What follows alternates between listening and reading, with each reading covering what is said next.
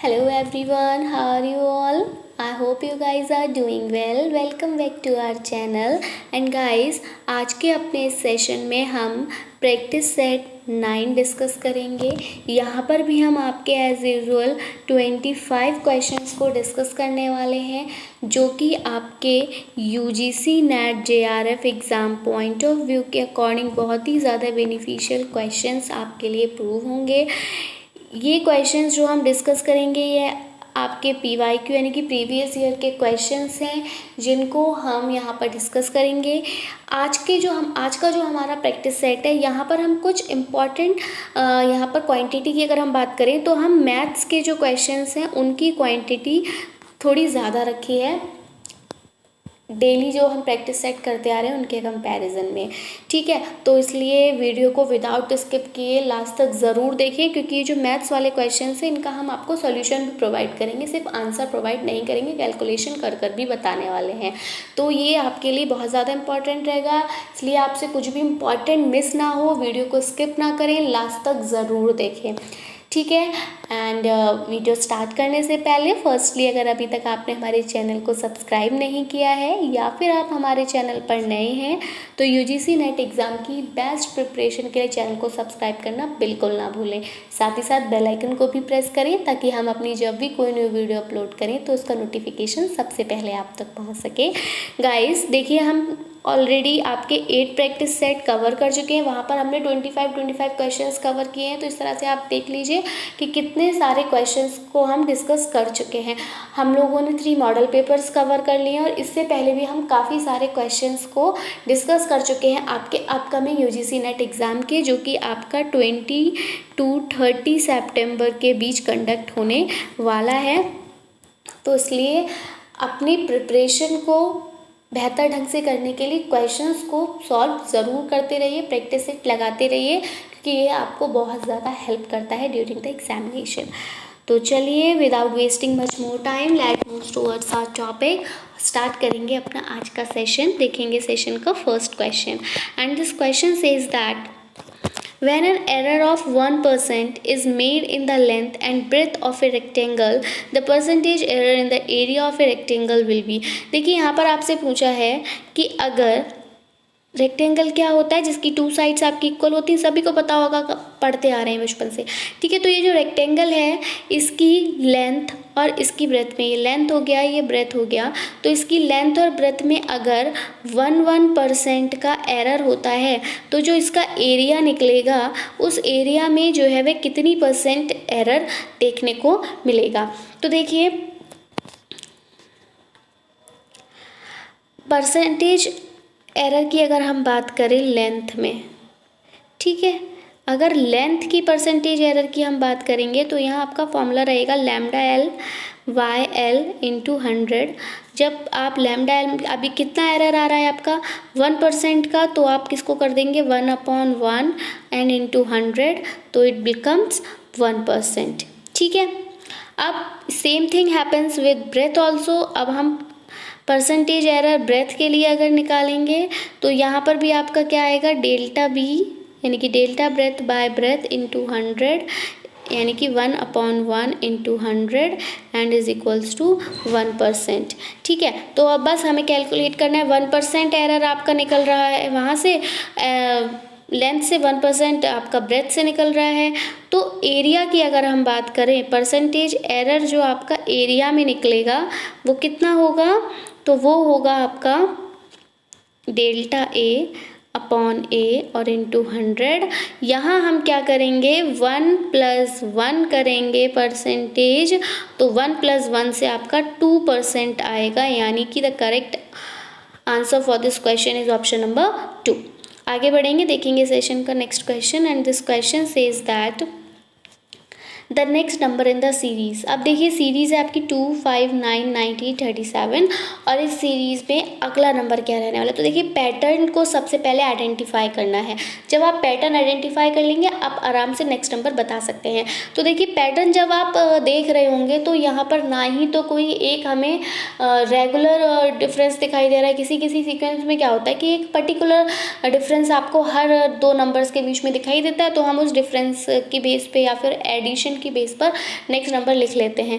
लेकिन ना ही तो यहाँ पर हमें ये इवन नंबर्स दिखाई दे रहे हैं, ना ही यहाँ पर पर्टिकुलरली आपके ऑड नंबर्स हैं, ठीक है, ना ही यहाँ पे जैसे आपके कुछ भी प्राइम कॉन्जिक्यूटिव नंबर्स या कुछ इस टाइप के नंबर्स नहीं हैं। यहाँ हमें पैटर्न देखना है कि किस तरह से नंबर आ रहे हैं। तो आप जब इसको एनालाइज करेंगे तो आप पाएंगे कि जब आप पहला नंबर है आपका 2, जब इस 2 में आप इस 2 को जब आप 2 से मल्टीप्लाई करके 1 करेंगे तो आपका 5 आएगा। ये आपको देखना है कि 2 के बाद 5 कब आएगा। तो या तो आप 3 प्लस करेंगे तब 5 आएगा, लेकिन जब आप 3 प्लस करेंगे तो उसके बाद आपको 5 के बाद भी, चलिए यहाँ पर 4 प्लस हो गया, आपने सोचा एक नंबर बढ़ा दिया, लेकिन जब आप 9 के बाद करेंगे तो आप 5 नंबर ऐड करेंगे, लेकिन यहाँ 10 नंबर ऐड हो रहा है। तो यानी कि क्या हो रहा है, एडिशन नहीं है, हमें मल्टीप्लिकेशन करना है। तो 2 × 2 + 1 = 5 रहेगा। फिर आप इस 5 में वापस मल्टीप्लाई कराएंगे 2 से, और इस बार आपको -1 करना है, तो ये बन जाएगा आपका 9। सिमिलरली अब आप 9 को जब 2 से मल्टीप्लाई कराएंगे और अब क्या होगा, +1 आएगा। अब क्या होगा, आपका +1 आएगा। तो जब आप +1 करेंगे तो इट बिकम्स, ये हो जाएगा आपका 9 × 2 = 18 + 1 = 19। अब 19 को आप मल्टीप्लाई कराएंगे जब 2 से और जब माइनस कराएंगे 1 से तो आपका आएगा 37।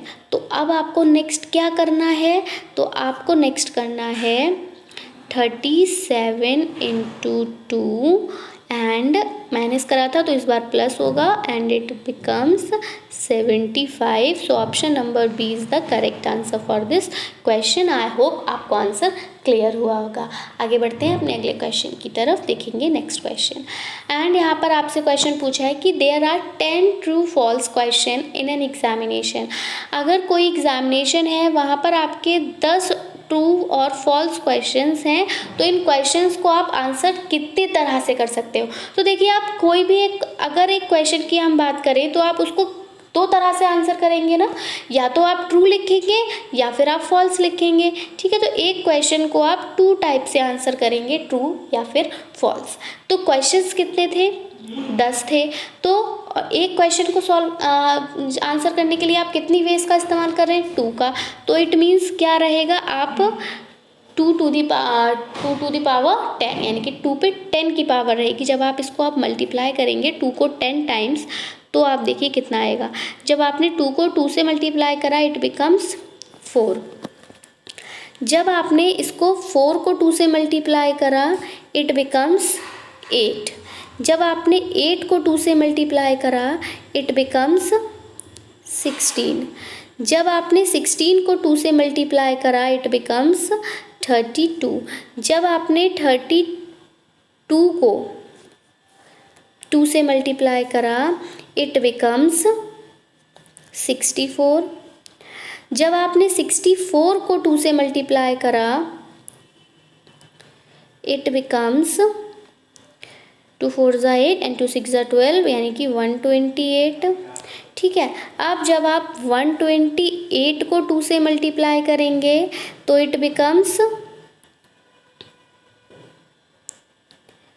256। 2 8 = 16, 2 2 = 4 and 2 1 = 2, ठीक है।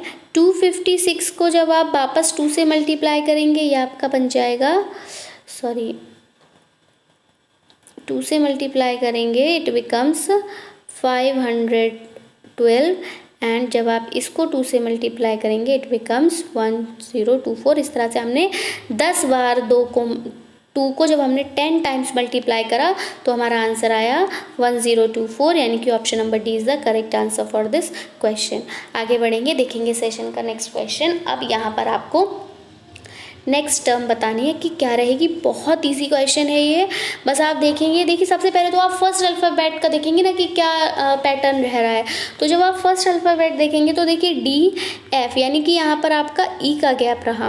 नेक्स्ट FG, यानी कि आपका FH, यानी कि आपका क्या रहा, ABCDEFG, यानी कि यहाँ पर आपका सिर्फ G का गैप रहा, फिर H आ गया, यानी कि अब यहाँ पर आपका I का गैप रहेगा और क्या आ जाएगा, J आ जाएगा। तो देख लीजिए फर्स्ट नंबर J कहाँ है, ऑप्शन नंबर सी में है, तो यही आपका करेक्ट आंसर हो जाएगा। Option number C is the correct answer. फिर हमें बाकी देखने की ज़रूरत नहीं है, ये आपके टाइम को यूटिलाइज करने का एक तरीका होता है कि आप अगर पहले आपको आंसर मिल रहा है, 2 आंसर्स नहीं है जो आपको आगे देखना है, तो आप फर्स्ट देख कर ही आंसर मार्क कर देंगे।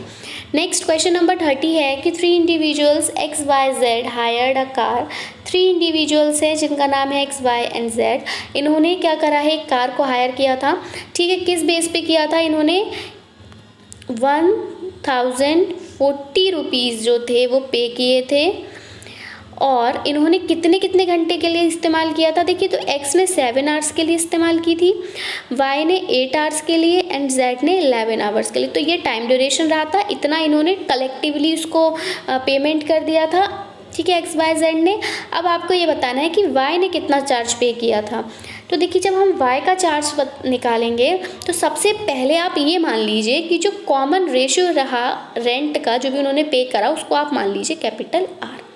जब आपने एक कॉमन रेशियो कैपिटल आर मान लिया, तो अब हम बताएंगे कि एक्स ने कितना रेंट पे किया होगा, कितना चार्ज दिया एक्स ने।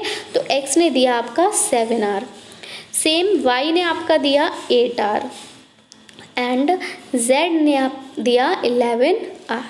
अब अगर हम, ये रहा आपका, ये हमने माना है। ठीक है, अब हम देखते हैं अकॉर्डिंग टू क्वेश्चन, तो क्वेश्चन के अकॉर्डिंग क्या हो जाएगा आपका, 7 R plus 8 R and plus 11, क्योंकि कलेक्टिवली आया है ना ये, तो एंड इज इक्वल्स टू 1040 ये रहेगा। इसको जब हम सॉल्व करेंगे तो आप जब 7, 8 एंड 11 को ऐड करेंगे तो कितना आने वाला है आपका 26 आर और इज इक्वल्स टू 1040।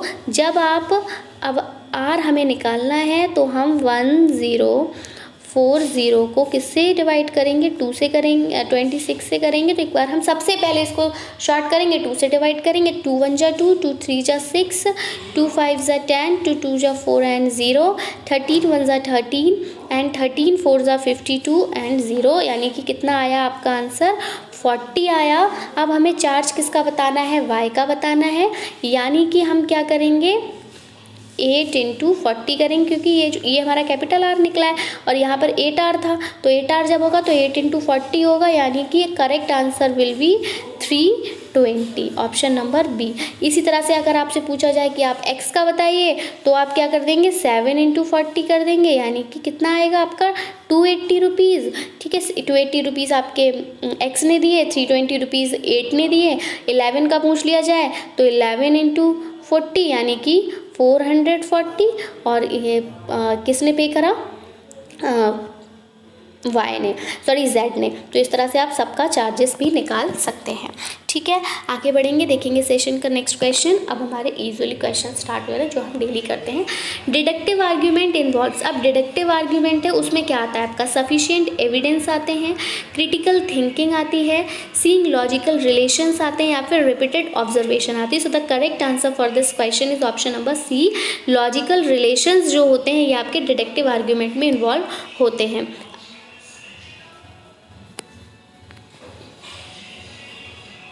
आगे बढ़ेंगे, देखेंगे सेशन का next question and this question says that inductive reasoning is based on और प्री सपोजेस। जो इंडक्टिव रीजनिंग होती है वो किस प्री सपोज पर आपकी बेस्ड होती है। So the correct answer for this question uniformity of nature. Next move towards next question and this question is which of the following is an analogous statement। तो analogous statement की अगर हम बात करें तो analogous statement में क्या होता है, किसी के साथ आपकी तुलना की जाती है, किसी के साथ उपमा दी जाती है एक तरह से, जिसे कहते हैं कि वह चांद की तरह सुंदर है। ठीक है, तो चांद सुंदर है तो किसी लड़की को उसकी तरह सुंदर बनाया है। ठीक है, या फिर कभी कभी कहते हैं कि चांद ने घूंघट कर लिया है, चांद घूंघट ओढ़े बैठा है। तो घूंघट कौन ओढ़ता है, ब्राइड ओढ़ती है, और चांद को यहाँ पे, तो यहाँ पे उपमा एक दूसरे की जब दी जाती है तो ये ऐसी स्टेटमेंट्स आपकी एनालॉगस स्टेटमेंट कहलाती हैं। तो हमें यहाँ ये बताना है कि कौन सी स्टेटमेंट एनालॉगस है। तो man is a rational being, man एक रेशनल बीइंग है, एक बात बताई जा रही है, किसी के साथ तुलना नहीं हो रही है, इसलिए ये ऑप्शन नहीं होगा, किसी की उपमा यहाँ नहीं दी जा रही है। Next, Gandhi ji is the father of the nation, factual है। ठीक है, यूनिवर्सल ट्रुथ है कि राष्ट्रपिता किसे कहा जाता है, गांधी जी को ही कहा जाता है, हर जगह गांधी जी ही देखने को मिलेगा, नेहरू जी नहीं आएंगे। ठीक है, तो ये यूनिवर्सल ट्रुथ है एंड तो ये भी आपका नहीं रहने वाला। गॉड इज़ ग्रेट, ये भी यूनिवर्सल ट्रुथ है, जब भी आप किसी से पूछोगे तो वो यही कहेगा यस भगवान महान है, कोई भी ये नहीं कहेगा कि भगवान महान नहीं है। ठीक है, तो ये भी आपका यूनिवर्सल ट्रुथ है, कट जाएगा। लेकिन मैन इज़ लाइक गॉड, कि इंसान जो है वो भगवान की तरह का है। कहते हैं ना कि मानव में भगवान का वास होता है या बच्चों में भगवान का वास होता है, तो ये अब उपमा जो है यहाँ पर कंपैरिजन किया जा रहा है, तुलना हो रही है, इंसान को भगवान की तरह बताया जा रहा है। तो यही आपकी एनालॉगस स्टेटमेंट यहाँ पर है। Option number is the correct answer. Question repeat हो गया है, सेम ही रहने वाला है। अब आपके क्वेश्चन नंबर 35 एंड 36 ये आपके वेन डायग्राम पर बेस्ड हैं। यहाँ पर आपके 3 सर्कल्स हैं, एक दूसरे को इंटरसेक्ट कर रहे हैं, ये एक दूसरे को ओवरलैप कर रहे हैं। यहाँ पर एक सर्कल का नाम हिंदू है, ठीक है, न्यूज़पेपर है ये, एक Indian express and times of India, तीनों ही न्यूज़पेपर्स को आप जानते हैं।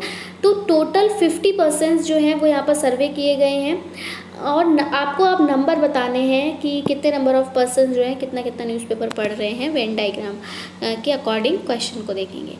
तो देखिए, how many persons would be reading at least 2 newspaper. अब कम से कम 2 न्यूज़पेपर जो है वो कितने लोग पढ़ रहे हैं, तो आप देखिए कम से कम 2 न्यूज़पेपर, तो ये देखिए 12 पीपल्स जो हैं ये आपका हिंदूज़ भी पढ़ रहे हैं और ये आपका इंडियन एक्सप्रेस भी पढ़ रहे हैं, तो 12 आ जाएगा, प्लस 8 पीपल्स जो ये हैं ये देखिए आपका हिंदू भी पढ़ रहे हैं, टाइम्स ऑफ इंडिया भी पढ़ रहे हैं, ये भी आ जाएगा।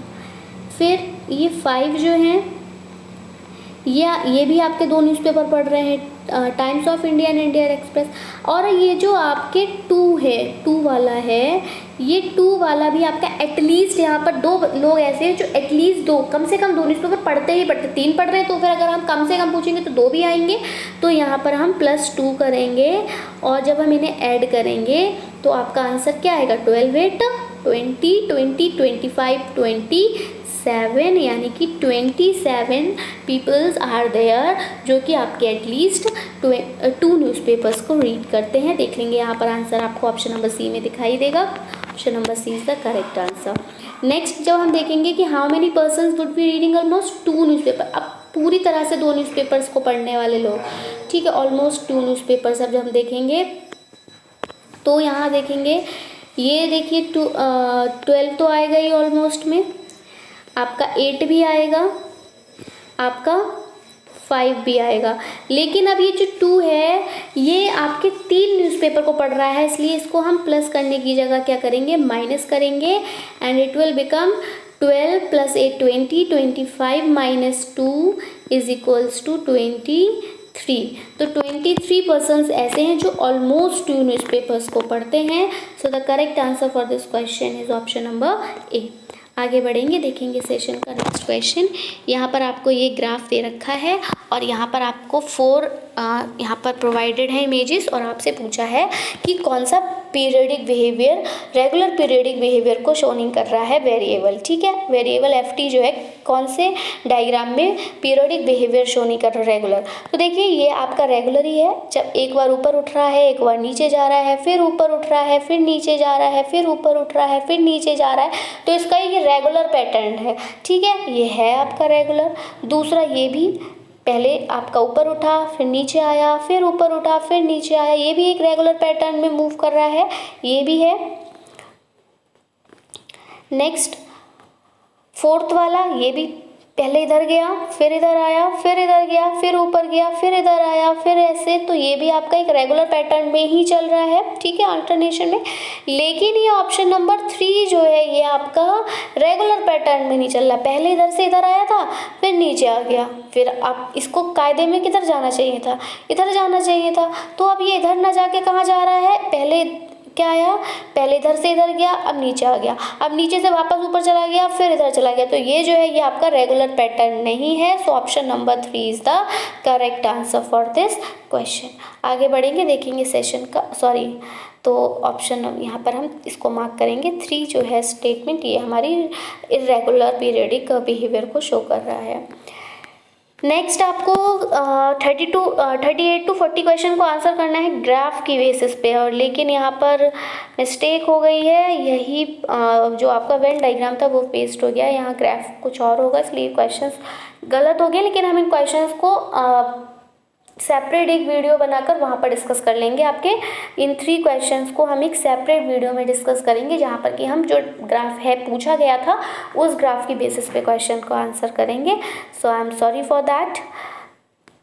आप लोग नेक्स्ट वीडियो ज़रूर देखिएगा, वहाँ से हम 3 क्वेश्चंस को कवर कर लेंगे। नेक्स्ट है आपका question number 41। Question number 41, which of the following sources of data is not based on primary data collection. इनमें से कौन सा डेटा आपका प्राइमरी डेटा कलेक्शन पर बेस्ड नहीं होता है।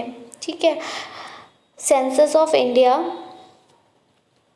National sample survey, statistical abstracts of India या नेशनल फैमिली हेल्थ सर्वे। तो देखिए यहाँ पर भी आपका प्राइमरी डेटा कलेक्शन होता है, यहाँ पर भी आपका प्राइमरी डेटा कलेक्शन होता है, और नेशनल फैमिली हेल्थ सर्वे में भी आपको प्राइमरी डेटा कलेक्शन देखने को मिलता है। लेकिन जो आपका स्टैटिस्टिकल एब्स्ट्रैक्ट्स ऑफ इंडिया है, यहाँ पर आपका ये जो प्राइमरी डेटा कलेक्शन है वो इस पर बेस नहीं होता है। ठीक है, so the option number C is the correct answer for this question. आगे बढ़ेंगे, देखेंगे सेशन का next question number 42। Which of the 4 data sets have more dispersion. अब यहाँ पर आपको 4 डेटा सेट्स दे रखे हैं और आपसे पूछे सबसे ज़्यादा डिस्पर्जन जो है वो आपको किस डेटा सेट में दिखाई दे रहा है। तो सबसे ज़्यादा डिस्पर्जन देखिए कहाँ से स्टार्ट होगा, आपका 0 से स्टार्ट होगा। ठीक है, तो सबसे ज़्यादा डिस्पर्जन जो है आपका 0 से स्टार्ट होगा, यानी कि ये भी ऑप्शन कट जाएगा, ये भी ऑप्शन कट जाएगा। अब हमें देखना है 0 यहाँ भी है, 0 यहाँ भी है। अब हम आगे के पैटर्न को देखेंगे और हम फिर बताएंगे कि सबसे ज़्यादा डिस्पर्जन किस डेटा सेट में। 0 के बाद यहाँ 1 है, यहाँ 1 है, 0 है, -1 है, -2 है, और यहाँ आपका 5 है, 8 है, 10 है, और फिर -2 और -8 है, यानी कि 5 जो है वो 1 से आपका ग्रेटर है। इट मीन्स जो ज़्यादा डिस्पर्जन है वो आपका कहाँ है, ऑप्शन नंबर डी में है। Option number D is the correct answer for this question. आगे बढ़ेंगे, देखेंगे सेशन का next question, and this question says that which of the following is not related to information security on the internet. Internet पर इनमें से कौन सा related नहीं है आपकी इंफॉर्मेशन सिक्योरिटी से। तो इंफॉर्मेशन सिक्योरिटी की अगर हम बात करें तो आपका data encryption, water marking, data handling या फिर इंफॉर्मेशन रिट्राइवल। तो जो आपका इंफॉर्मेशन सिक्योरिटी के साथ रिलेटेड नहीं है, that is information retrieval. Option number D is the correct answer. Data encryption ये इंटरनेट सिक्योरिटी से रिलेटेड होता है। आपने अपने व्हाट्सएप पर देखा होगा, लिखा होता है कि चैट जो है वो इंक्रिप्टेड है।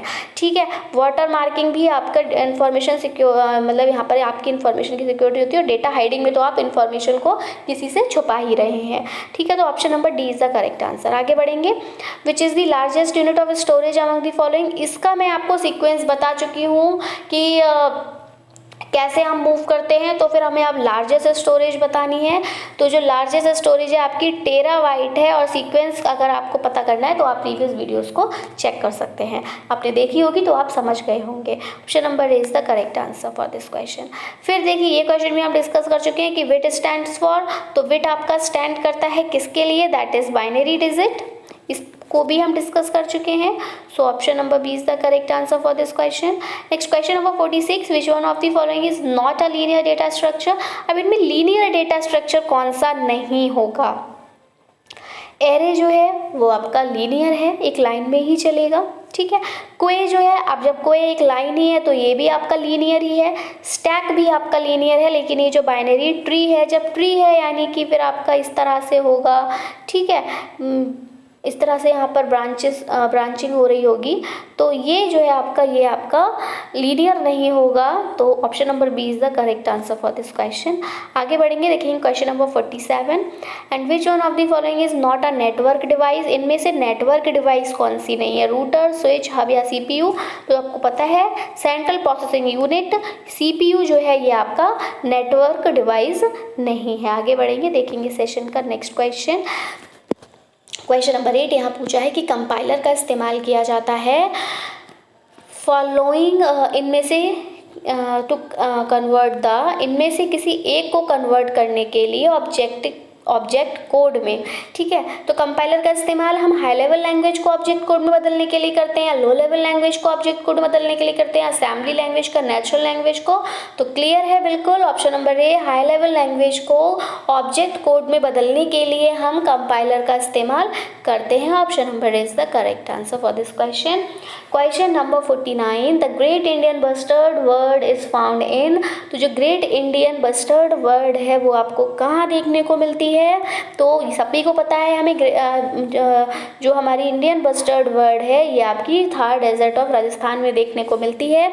अगर हम थार डेजर्ट की बात करें राजस्थान के, तो ये आपका एक ग्रेट इंडियन डेजर्ट है। ठीक है, और ग्रेट इंडियन डेजर्ट है, कहाँ पाया जाता है? तो ये आपके नॉर्थ वेस्टर्न पार्ट में पाया जाता है, इंडियन सब कॉन्टिनेंट के। ठीक है, इसके अगर हम बात करें एरिया की कि कितना एरिया ये कवर करता है, तो ये लगभग आपका 200,000 किलोमीटर स्क्वायर का एरिया कवर करता है थार डेजर्ट। और ये आपका इंडिया और पाकिस्तान इनके बीच में एक नेचुरल बाउंड्री बनाता है। तो ये जो थार डेजर्ट है वो इंडिया में जो है आपका, इंडिया में आपको 85% मिलता है और पाकिस्तान में 15% मिलता है। ठीक है, बताइए कि नेचुरल बाउंड्री बनाता है। ये जो थार डेजर्ट है ये आपका दुनिया का सबसे बड़ा जो है वो आपका डेजर्ट है, वर्ल्ड्स लार्जेस्ट डेजर्ट में आता है। ठीक है, और लेकिन 20 नंबर पे। ठीक है, तो वर्ल्ड्स 20th नंबर पर आता है ये लार्जेस्ट डेजर्ट में। और अगर हम इसके सब कॉन्टिनेंट डेजर्ट की बात करें तो सब कॉन्टिनेंट डेजर्ट में ये आपका 9 नंबर पर आता है। अब चलिए थोड़ा सा इसकी हम स्पीशीज़ देख लेते हैं क्या क्या पाया जाता है। तो अगर हम स्पीशीज़ की बात करें, देखिए इंडियन बस्टर्ड वर्ड तो पाई जाती है, इसके साथ साथ आपका ब्लैक बक पाया जाता है। ठीक है, आपके वाइल्ड एस पाए जाते हैं, रेड फॉक्स पाया जाता है। ठीक है, और आपके कैराकल पाए जाते हैं। और यहाँ पर आपकी वर्ड स्पीशीज़ जो हैं ये 141 माइग्रेटरी वर्ड स्पीशीज़ जो है वो यहाँ पर पाई जाती हैं, 141 माइग्रेटरी वर्ड स्पीशीज़। तो ये था आपका थार डेजर्ट, और इसके बारे में जब हम सेपरेट वीडियो में डिस्कस करेंगे तो फिर हम सभी कुछ बताएंगे इसके बारे में, इसकी हम जोग्राफिकल फीचर्स वगैरह भी, और फिर हर एनिमल्स, क्योंकि आप कुछ एनिमल्स का नेम ऐसे होते हैं हम लोग उनसे अवेयर नहीं होते हैं, तो उन एनिमल्स के बारे में भी हम आपको सेपरेट वीडियोस में बताएंगे। क्वेश्चन अभी हम डिस्कस करें तो बस हमने एक जिस टाइप के क्वेश्चंस पूछे जाते हैं उसी तरह से बस बताया है। Next last question, and this question says that Sagar Manthan national park has been established to preserve the ecosystem of which mountain peak.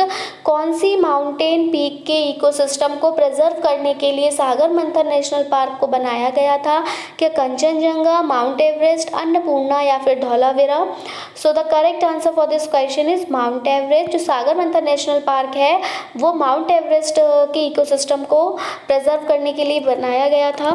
Sagar Manthan national park की अगर हम बात करें तो ये आपके नेपाल के हिमालयाज़ में पाए जाते हैं। ठीक है, तो Himalayas of eastern Nepal, eastern Nepal के जो हिमालयाज़ हैं वहाँ ये आपका सागर मंथन नेशनल पार्क पाया जाता है।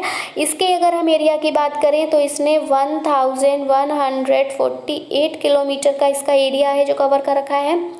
यहाँ पर अगर हम फ्लोरा स्पीशीज़ की बात करें तो यहाँ आपको फर मिलेगा, हिमालय रीजन में है तो आपको हिमालयन बर्च मिलेंगे। ठीक है, रोडोडेंड्रम जो है वो यहाँ मिलता है,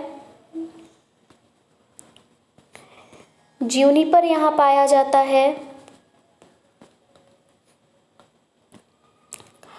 मॉस और लाइकेंस आपके यहाँ पाए जाते हैं, मॉसेस और लाइकेंस। ठीक है, आपको पता है पॉल्यूशन के बेस्ट इंडिकेटर हैं लाइकेंस, ये पाए जाते हैं। और साथ ही साथ अगर हम बात करें तो यहाँ पर आपके अप्रॉक्स 1000 या फिर 1000 से ज़्यादा फ्लोरल स्पीशीज़ पाई जाती हैं। अब फौना देख लेते हैं यहाँ पर। तो फौना में आपकी वहाँ 141 वर्ड स्पीशीज़ पाई जा रही थी थार डेजर्ट में, यहाँ 200 वर्ड स्पीशीज़ पाई जाती हैं। और इन वर्ड स्पीशीज़ में कौन कौन आ जाता है, जैसे कि आपके बियर्डेड वल्चर आते हैं,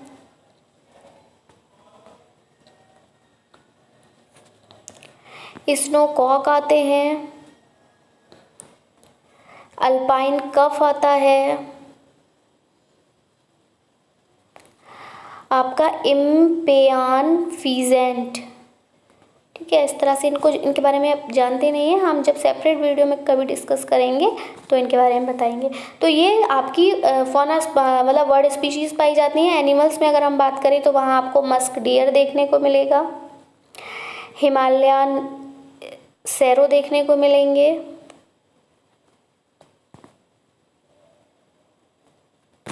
ठीक है, स्नो लेपर्ड यहाँ पर देखने को मिलते हैं। तो ये जो थी वो फौना स्पीशीज़ थी।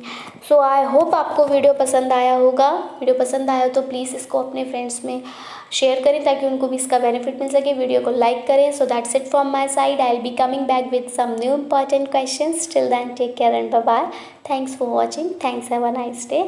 और जो हमारे 3 क्वेश्चंस लेफ्ट हो गए थे उनको हम कल अपनी एक सेपरेट वीडियो में कवर करेंगे।